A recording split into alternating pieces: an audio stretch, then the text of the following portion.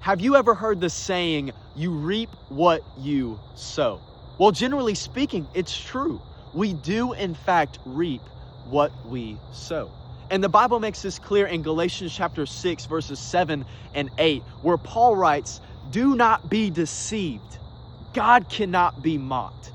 A man reaps what he sows." And verse 8 tells us that whoever sows to please their flesh, from their flesh will reap destruction.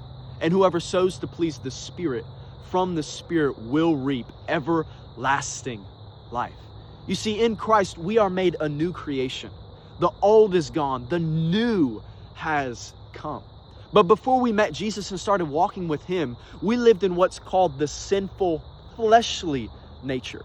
And in Romans chapter 8, Paul writes that those who are in the realm of the flesh cannot please God. We can't claim to be Christians and yet still live in the fleshly nature, pleasing our flesh, gratifying our flesh with all this sin and worldly means. Because when we do that, we will reap destruction. For the wages of sin is death. But the flip side of that is that whoever sows to please the Spirit, from the Spirit will reap everlasting life. As we're made this new creation, we're now called to walk in the spiritual nature. And I feel like so many of us get it wrong that whenever we become Christians, that we can go out and do whatever we want, come back to Jesus for His mercy, for His grace and His forgiveness, and then go back and live the way that we were living before.